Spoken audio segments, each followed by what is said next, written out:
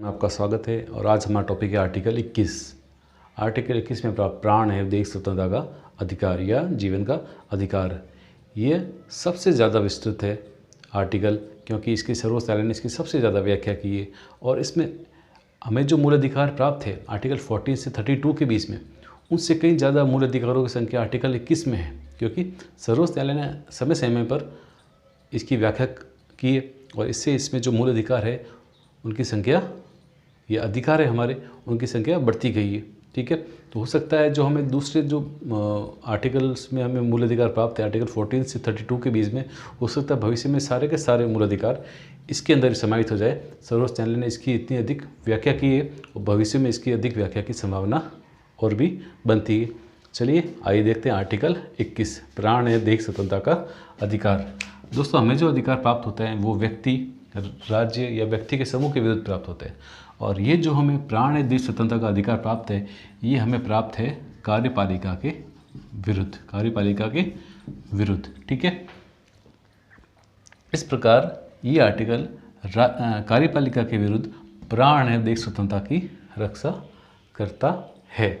ठीक है, अब यहाँ पे एक इम्पोर्टेंट शब्द आता है, विधि द्वारा स्थापित प्रक्रिया। विधि द्वारा स्थापित प्रक्रिया, ये हमने जो सिद्धांत है ये लिया हमने जापान से। कहाँ से? जापान से।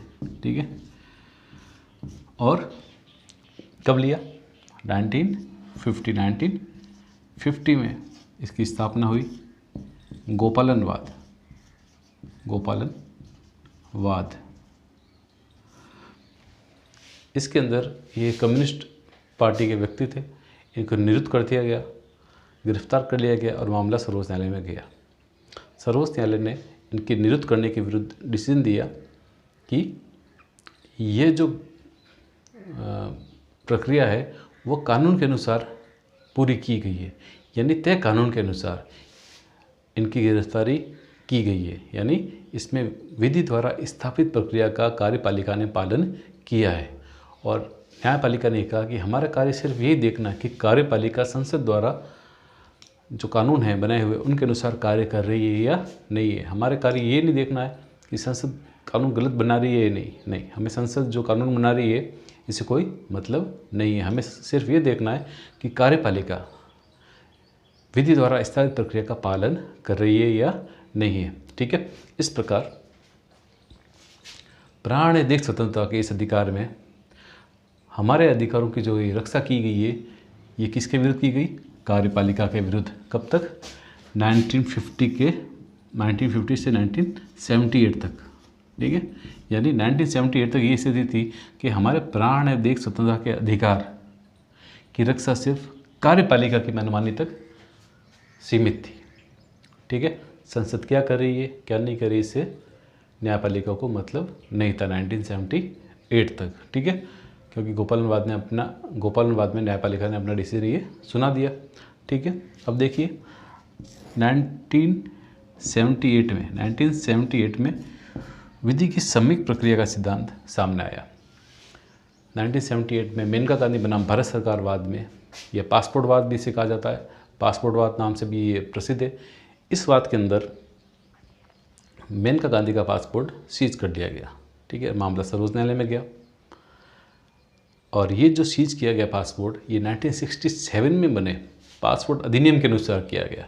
अगर हम बात करें विधि द्वारा स्थापित प्रक्रिया का, जो कि 1950 में गोपालनवाद में सर्वोच्च न्यायालय ने डिसीजन दिया, उसके अनुसार अगर सर्वोच्च न्यायालय यहाँ कार्य करे तो चूँकि ये 1978 के पासपोर्ट अधिनियम के अनुसार ये कार्य किया गया, यानी उनका पासपोर्ट सीज किया गया कार्यपालिका के द्वारा, तो न्यायपालिका को इसे सही ठहराना चाहिए, क्योंकि 1950 में ये ऐसा डिसीजन दे चुकी है। लेकिन 1978 में न्यायपालिका अपना डिसीजन बदलती है और इसे जो ये पासपोर्टवाद है इसमें कार्यपालिका के इस कार्य को अवैध घोषित करती है या रद्द करती है, जो कि 1967 के एक्ट के अनुसार किया गया। लेकिन इसे गलत मानती है कि नहीं, ये एक्ट जो संसद ने बनाया वह गलत है और जो ये कार्यपालिका ने जो कार्य किया है सेंट्रल गवर्नमेंट ने, ये भी गलत है। इस प्रकार दो शब्द हैं, विधि द्वारा स्थापित प्रक्रिया और विधि की सम्यक प्रक्रिया। इस प्रकार विधि की सम्यक प्रक्रिया के अंतर्गत न्यायपालिका कार्यपालिका के साथ साथ विधायिका संसद के कार्यों की या कानूनों की समीक्षा कर सकती है। इस प्रकार हमारा जो ये प्राण निर्देश स्वतंत्रता का जो अधिकार है ये और भी विस्तृत हो गया और हमें कार्यपालिका के साथ साथ अब व्यवस्थापिका या संसद के विरुद्ध भी हमारे अधिकारों की रक्षा प्राप्त है। ठीक है, यानी न्यायपालिका कार्यपालिका के साथ साथ विधायिका के प्रति भी हमारे अधिकारों के प्रति, हमारे प्राण निर्देश स्वतंत्रता के अधिकार के प्रति प्रतिबद्ध है। ये किसके बाद संभव हुआ? मेनका गांधी बनाम भारत सरकारवाद या पासपोर्टवाद इसे कहा जाता है। इसी के साथ न्यायपालिका में इसमें एक सिद्धांत दिया प्राकृतिक न्याय का। किसका? प्राकृतिक न्याय का। यानी कि कोई भी अगर संसद या विधायिका कानून बनाती है तो व्यक्ति के प्राकृतिक अधिकारों या प्राकृतिक न्याय के विरुद्ध नहीं होनी चाहिए। ठीक है, देखिए हमने कसाब का मैटर सुना है। अगर सरकार चाहती तो कोई भी कठोर कानून बनाकर कसाब को बिना कानूनी प्रक्रिया का पालन किए हुए, बिना उसके अधिकारों की बात किए हुए उसको सज़ा दे सकती थी। लेकिन चूँकि हमने प्राकृतिक न्याय की बात की है, विधि की समीक प्रक्रिया की बात की है और ये जो आर्टिकल 21 है सभी लोगों को अधिकार देता है और लोग में व्यक्ति के नागरिक के साथ साथ अन्य व्यक्ति भी आते हैं, इसलिए 1978 के बाद में जब ये कसाब का मैटर देखते हैं तो कसाब के भी जो प्राकृतिक न्याय है उनकी रक्षा की गई और कार्यपालिका के साथ साथ विधायिका के जो मनमाना रवैया है उसकी संभावना को समाप्त कर दिया गया और कसाब को भी उसी प्रकार अधिकार मिला या उसके विरुद्ध जो अभियोग चला उसमें उसी प्रकार उसके अधिकारों की रक्षा की गई जैसे अन्य नागरिकों की जाती है कार्यपालिका या विधायिका के विरुद्ध। ठीक है, अब हम देखते हैं प्राकृतिक न्याय का। जब इसने न्याय सिद्धांत आया तो इसमें न्यायपालिका ने ये कहा कि प्राण निर्देश स्वतंत्रता या जीवन का अधिकार का मतलब यही नहीं है कि पशुवत जीवन के अधिकारों का मतलब है गरिमापूर्ण और सम्मानपूर्ण जीवन, यानी कि आपको विधि की स्थापित प्रक्रिया का पालन तो करना ही है। ठीक है, लेकिन साथ साथ व्यक्ति को उसके अधिकार देने हैं, प्राकृतिक अधिकारों का भी ध्यान रखना है। तो इस प्रकार जब ये सिद्धांत सर्वोच्च न्यायालय ने दिया तो समय समय पर इसमें नए नए हमारे अधिकार निकलते आए और हमारी अधिकारों की संख्या बढ़ती गई।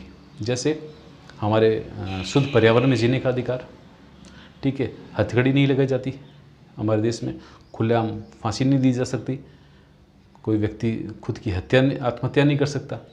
ये भी प्राण निर्देश स्वतंत्रता आर्टिकल 21 में आता है। और निजता का अधिकार जो कि आधारवाद में 2017 के अंदर सर्वोच्च न्यायालय के डिसीजन में सामने आया। इस प्रकार अधिकारों की संख्या इसमें बहुत ज़्यादा है और समय समय पर सर्वोच्च न्यायालय व्यक्ति के जो अधिकार है उनकी आर्टिकल 21 के संदर्भ में व्याख्या करता रहा है। ठीक है, आशा करता हूँ आपको ये टॉपिक पसंद आया होगा जिसमें हमने विधि द्वारा स्थापित प्रक्रिया और विधि की समीक प्रक्रिया की बात की और हमने ये जाना कि हमारे जो प्राण निर्देश स्वतंत्रता की रक्षा का अधिकार हमें कार्यपालिका के साथ साथ विधायिका के विरुद्ध भी प्राप्त है। साथ ही साथ हमारे जो अधिकारों की व्याख्या है वह सर्वोच्च न्यायालय करता रहा है और व्यक्ति के प्राकृतिक न्यायों की अंतिम व्याख्या सर्वोच्च न्यायालय द्वारा की जाती है। और सबसे ज़्यादा जो अधिकार प्राप्त है हमें हमारे आर्टिकल्स में, वो हमें प्राप्त है आर्टिकल 21 के अंतर्गत। एक बात और जान